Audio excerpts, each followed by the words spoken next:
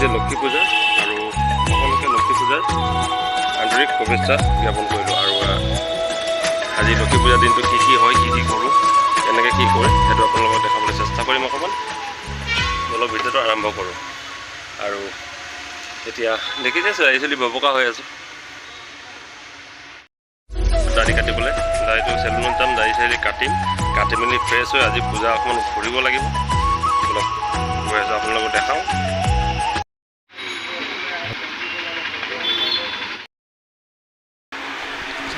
আহি পালে চেলুনত আমাক কেতিয়াবা দাড়ি কৰিলে, কেতিয়াবা ইয়ে আমাক চেলুন বৰ্তমান মোৰ মানে ইয়ে চুলি দাড়ি কাটে আৰু ইয়াতে কাটি আহিছোঁ।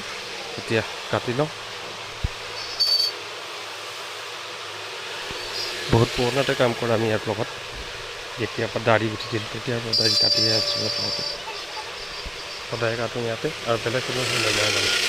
আৰু আহিলে ইয়াত বহি দিলে হ'ল, ক'ব নালাগে, সি নিজে যেনেকৈ কাটি দিয়ে ধুনীয়াকৈ।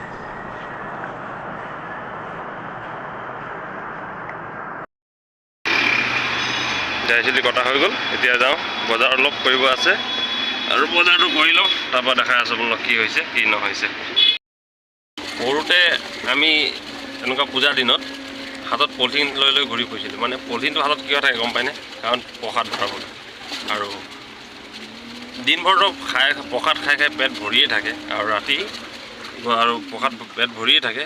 আৰু সেইকাৰণে পলিথিনটো হাতত লৈ ফুৰোঁ, যাতে যিমানবোৰ প্ৰসাদ পাওঁ, মাহ প্ৰসাদ হওক বা মিঠাই হওক, বুন্দিয়া ভুজিয়া হওক, কল আপেল যি পাওঁ চব আমি পলিথিনত ভৰাই গৈছিলোঁ। আৰু ক'ত আৰু এইবোৰ আগৰ দিনটো গ'লেই। আৰু আপোনালোকে যদি এনেকুৱা কৰি পাইছে তেনেহ'লে কমেণ্ট কৰি নিশ্চয় জনাব। এটা কথা, আমাৰ এইফালে ধান গছ বিক্ৰী হয়, মানে কালিৰ পৰা ধান গছ বিক্ৰী হৈয়ে আছে। মানে খেতি পথাৰ বহুত কমটো আমাৰ এইটো চাইডত, খেতি পথাৰ বিশেষকৈ নায়েই মানে তাৰমানে আমাৰ এইটো এৰিয়াত। তো সেইবাবে এইফালে মানে ধান গছ উঠাই কিনে বিক্ৰী কৰে। মুঠা সৰু মুঠা বনাই কিনে 20 টকাকৈ মুঠাত বিক্ৰী কৰা হয় ধান গছ। সকলোক মই ধান গছকেইটা আপোনালোকক দেখাই আছোঁ কেনেকৈ বিক্ৰী কৰি আছে। আৰু ধান বিক্ৰী কৰি আছে মানুহে মুঠা 20 টকা। এতিয়া যাব লাগিব ঘৰত, কাৰণ আমাৰ টমটম ৰিক্স কামত চলাব নোৱাৰোঁ। চাৰিও চাইডে পানী পৰে, এইফালে পানী সোমাই আছে, দেখিছে চাগে পানী সোমাই আছে, সেইবোৰ পানী সোমাই আছে।